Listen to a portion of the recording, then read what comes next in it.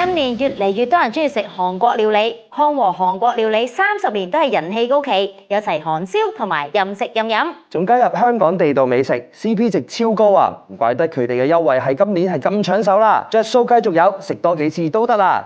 我哋一定要試下呢個美國安格斯牛仔骨啊！哇，好靚喎！哇，睇下勁均勻啊！其實咧，點解安格斯咧啲肉味會特別濃咧？因為佢咧係喺啲骨位啊，通常骨咧連埋筋位咧，啲肉味咧就會特別濃噶啦。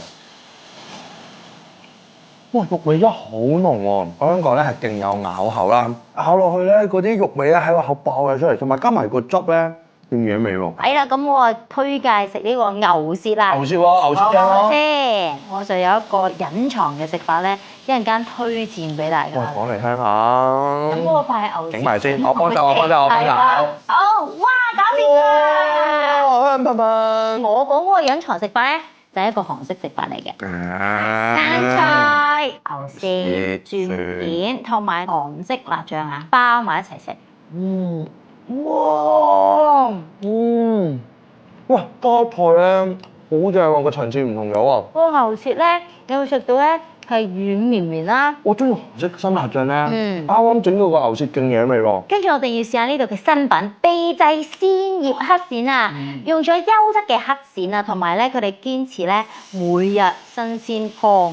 嗱，另外咧佢醃法都好新穎嘅喎，就會用當季最新鮮嘅蔬菜咧去醃佢啦。咁咧蔬菜嘅清甜味咧就會滲咗落魚肉纖維度，食極都唔會膩㗎。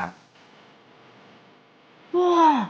嗰個皮都脆卜卜，同埋咧最緊要係佢啲魚肉係彈，同埋呢個鱔係肥味啊！好特別啲醃料，唔係普通食嗰啲㗎。甜甜地嘅，真係有蔬菜嘅甜味。除咗燒烤、冷盤都係一定要食嘅，青口、熟蝦呢啲就唔使講啦。三文魚刺身全部都係由挪威空運到港，質素有保證啊！熟食區更有充滿香港特色嘅地道美食，好似碗仔翅啊、新鮮打磨嘅豆腐花等等，仲有豬腳薑，個個食完都俾 like 啊！